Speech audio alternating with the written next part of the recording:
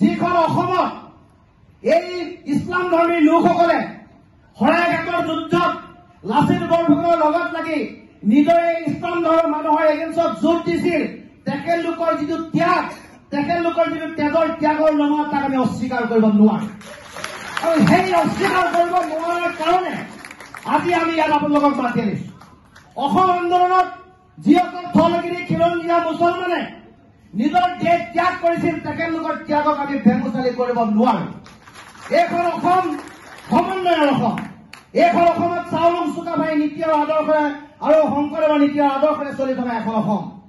এইখন অসমত তামুলী, ৰাজখোৱা, শইকীয়া, হাজৰিকা, বৰা এই উপাধি স্বৰ্গদেউসকলে দিয়া উপাধি।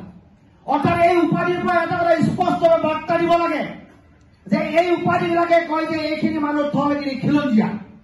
এখেতলোকৰ লগত লৈ প্ৰশ্নমূলক চিন উদয় হ'ব নালাগে। প্ৰশ্নমূলক চিন তাত উদয় হ'ল যেতিয়া ইউনিছ তামুলীয়ে জেগাকেইটাত ক'লে যে অবৈধ নাগৰিক হ'লেও ইয়াত থাকিব পাৰিব, আপোনালোকৰ খেদাৰ অধিকাৰ নাই। প্ৰশ্নটো তাত আহিল যে ইউনিছ তামুলীয়ে কিয় এই কথাষাৰ ক'লে। সেই কথাষাৰ কোৱাৰ কাৰণে এটা প্ৰত্যুত্তৰ হ'ল, কথাবিলাক বেলেগে ফালে গতি কৰিলে। সেইকাৰণে আমি ইয়াত কৈছো যে ইউনিছ তামুলী শিৱসাগৰৰ অভিভাৱক নহয়, XYZ কোনোবা শিৱসাগৰৰ অভিভাৱক নহয়। অসমৰ অভিভাৱক অসমীয়া ৰাইজ, থলগিৰি খিলঞ্জীয়া ৰাইজ। আৰু অসম চৰকাৰেও এই কথা নাকচাপ কৰিব নোৱাৰে যে উজনি অসমৰ থলগিৰি খিলঞ্জীয়া ৰাইজৰ ভোটে তেখেতলোকে চৰকাৰ বনাইছে। গতিকে থলগিৰি খিলঞ্জীয়া ৰাইজৰ মনত অহা বিদ্বেষ, থলগিৰি মানুহৰ মনত অহা সন্দেহ, অৱকাশ দূৰ কৰাৰ দায়িত্ব চৰকাৰ। এই কথাটোৰ কাৰণে আমি ইয়াত কৈছো যে কোনোবাই সেই কথা কওক, আমি কিয় সম্প্ৰীতি এৰি দিম, আমি কিয় সমন্বয় এৰি দিম। মই ভাবো যে শিৱসাগৰত থলগিৰি খিলঞ্জীয়া মুছলমান গোলামী নহয়।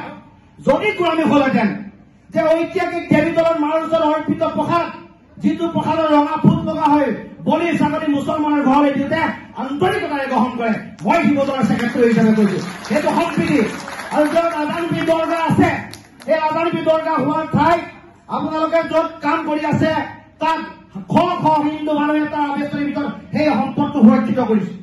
শিৱসাগৰীয়া ৰাইজ সংকীৰ্ণ নহয়, শিৱসাগৰীয়া সাম্প্ৰদায়িক নহয়।